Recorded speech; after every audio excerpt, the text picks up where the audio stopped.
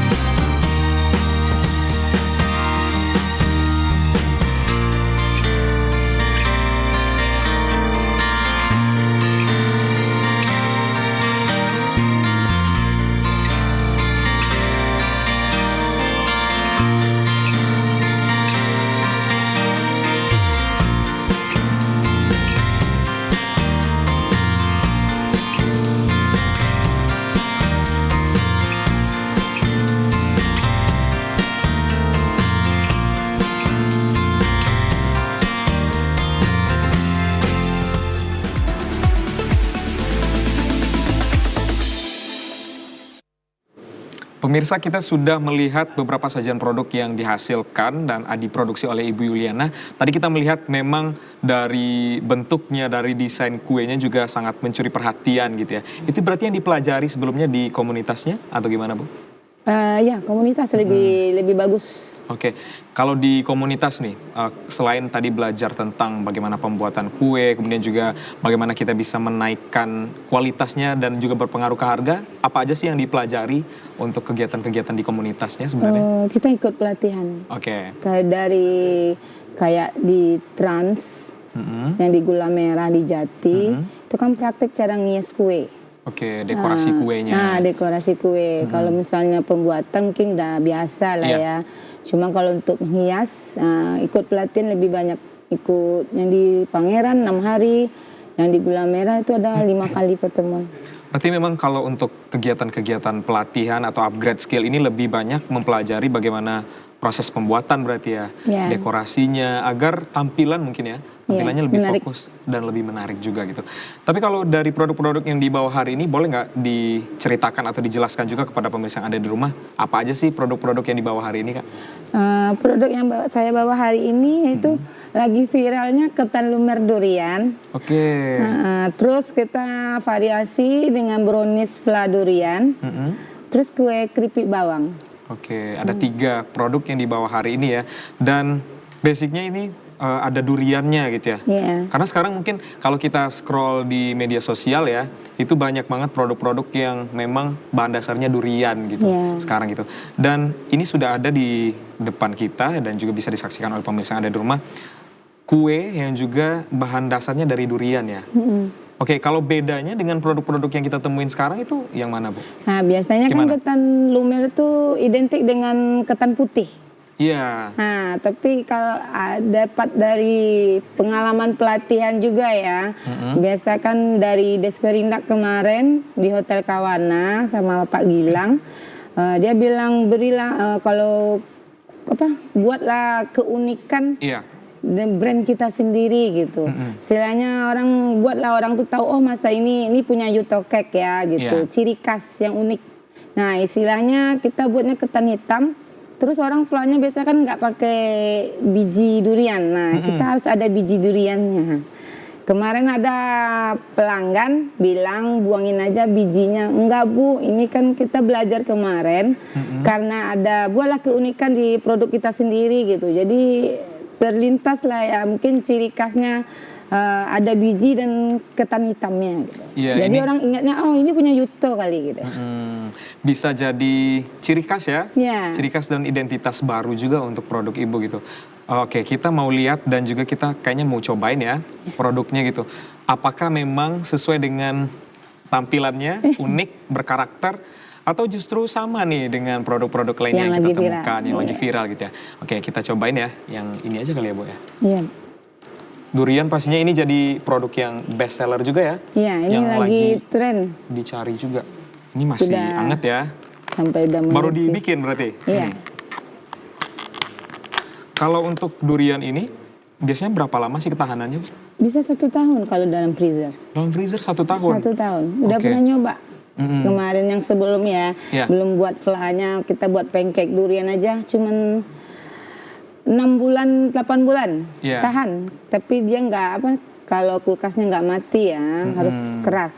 Berarti lama ya, asalkan untuk penyimpanannya tekniknya juga benar gitu ya. Gitu. Wow, ini ketika dibuka ya pemirsa, bisa kita review ya, wangi dari duriannya langsung mencuri perhatian gitu ya. Ini enak banget sih, wangi duriannya, dan juga ketannya juga ada aroma yang unik ya, yang bisa bercampur langsung dengan duriannya gitu.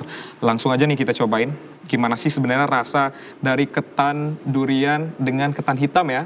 Dan juga dengan durian yang pastinya original dan asli gitu ya. Oke, bismillahirrahmanirrahim.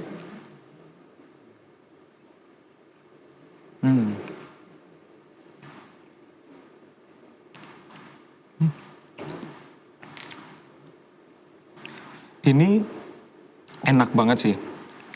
Sampai lupa kalau kita harus kasih tahu rasanya nih ke pemirsa yang ada di rumah gitu ya.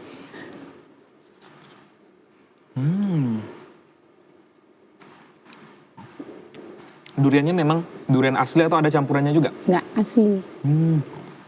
Emang kerasa sih, duriannya manis, wanginya juga kerasa dan cocok banget dengan ketan hitamnya gitu.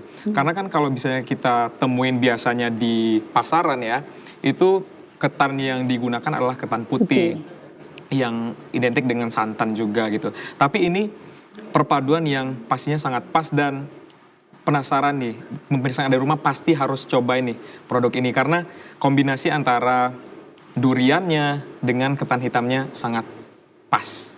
Oke, nah ini untuk selanjutnya pertanyaan yang ingin kita tanyakan tentang cara dari Ibu Yuliana untuk bisa membangun resep-resep yang unik. Itu gimana cara untuk bisa beradaptasi dengan pasar yang ada sekarang itu?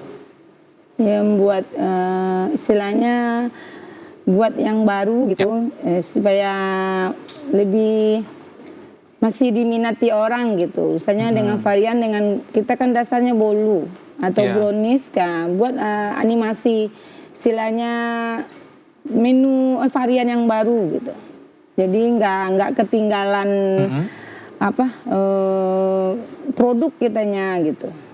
Iya, tetap beradaptasi, tetap mencari referensi baru berarti ya, agar nanti produk-produknya juga bisa lebih dikenal luas juga gitu.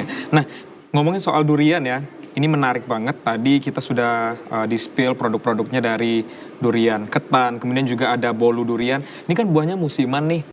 Kalau misalnya lagi nggak musim durian itu gimana? Apakah stop produksi atau ada cara lain yang digunakan Ibu? Sebelumnya kita kan nggak memang sih musiman, kita stok biasanya ya. Itu dibilang 6 bulan tahan karena dulu kita stok. Cuman kalau sekarang saya udah stok lebih.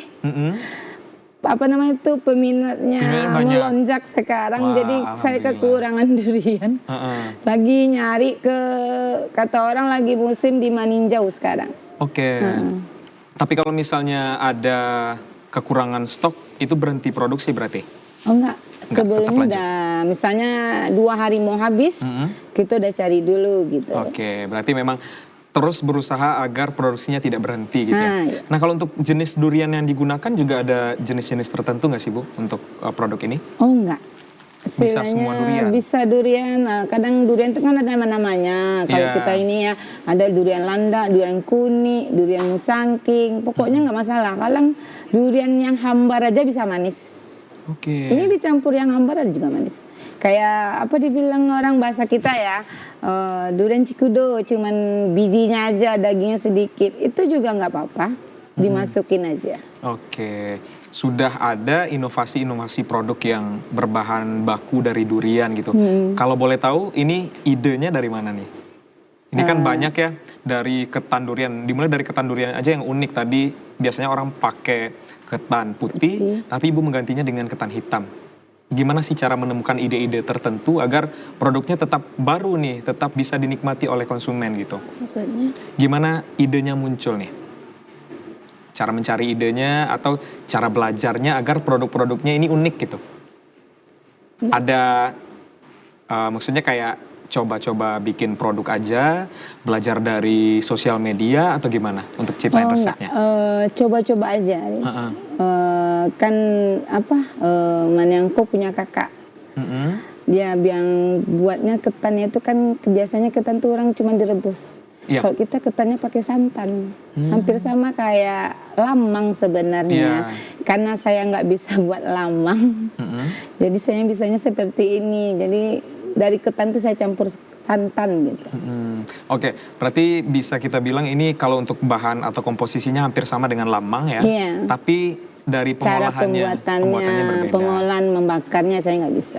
Oke, kalau sekarang untuk bikin produk-produk ini udah ada tim yang membantu juga atau masih Ibu sendiri? Itu bisa menghasilkan berapa nih kalau misalnya sendiri? 200 kotak per hari.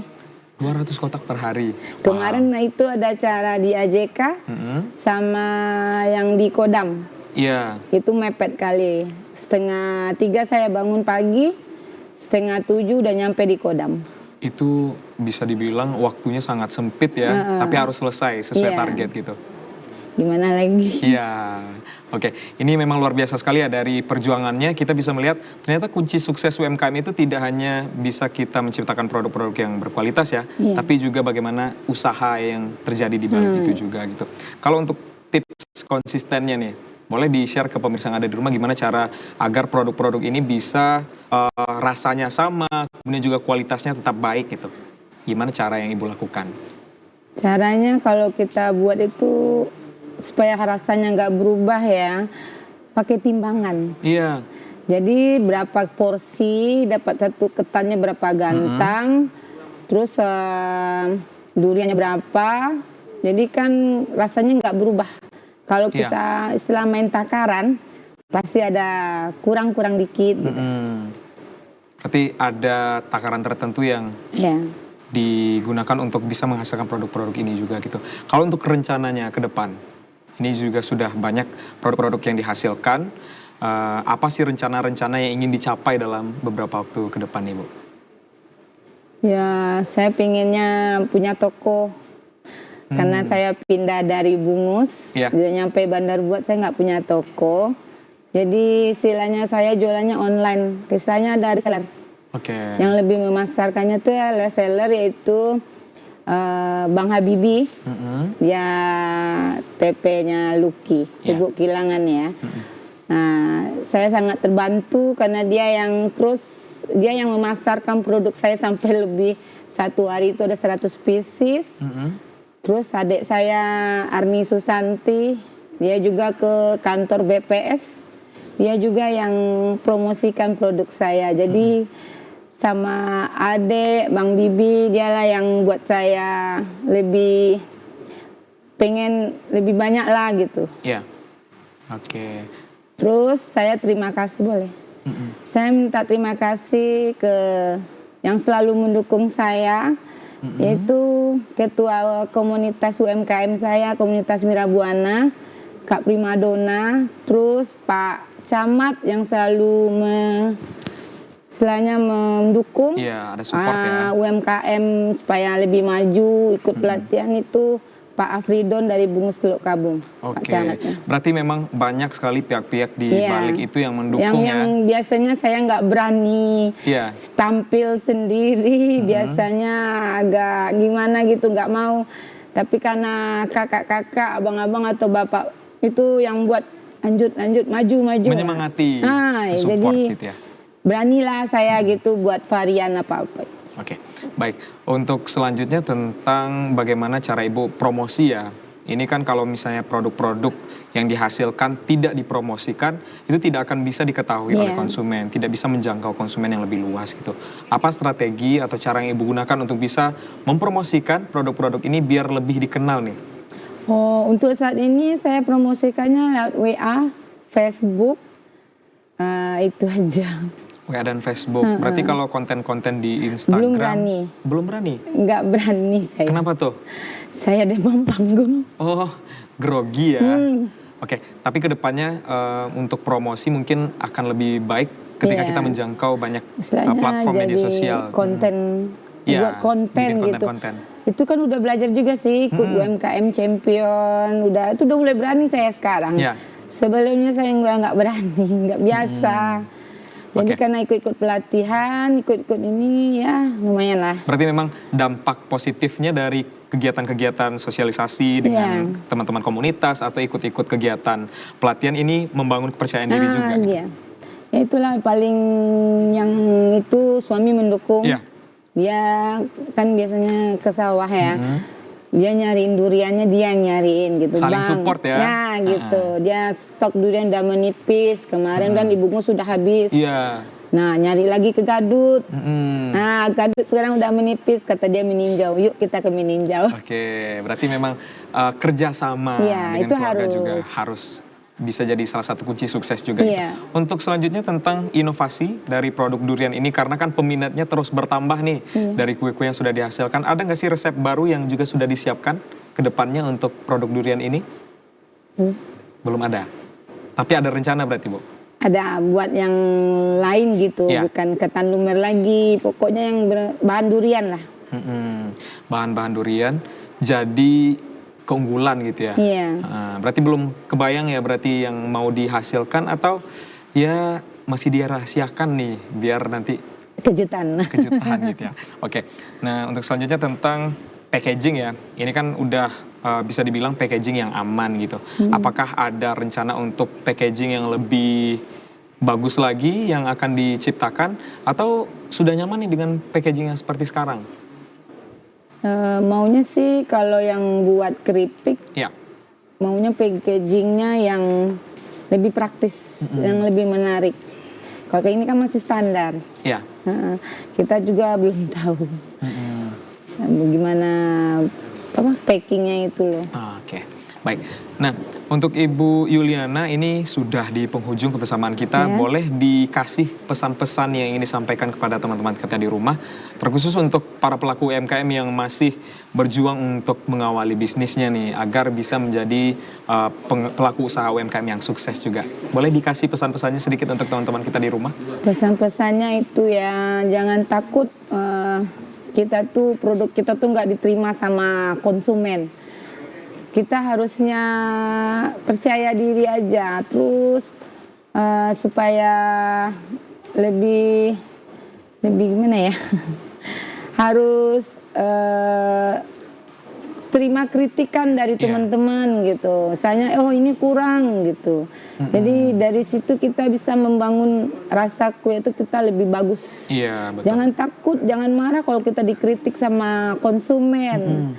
Lebih bagus dikritik daripada dia diem aja. Kita nggak tahu produk kita tuh disukai gitu. Oke, baik. Ini jadi salah satu kunci juga keberhasilan UMKM, bagaimana kita bisa menciptakan komunikasi yang baik dengan konsumen ya. Tetap menerima kritikan, masukan agar nantinya produk-produk yang kita hasilkan bisa lebih diterima dan juga dinikmati oleh konsumen gitu ya. Oke, baik Ibu Yuliana, terima kasih sudah hadir hari ini, sudah sharing, dan pastinya sangat banyak sekali ilmu dan juga pelajaran yang bisa kita ambil ya dari sesi diskusi kita hari ini. Dan untuk pemirsa, tidak terasa sudah 1 jam kebersamaan kita di Dialog Rumah UMKM. Jangan lupa untuk tetap saksikan Dialog Rumah UMKM setiap hari Rabu pukul 14 waktu Indonesia Barat hanya di TVRI Sumatera Barat. Akhir kata, saya Syariful Islam mewakili kerabat kerja yang bertugas pamit undur diri. Terima kasih atas kebersamaan Anda. Wassalamualaikum warahmatullahi wabarakatuh. Selamat sore dan sampai jumpa.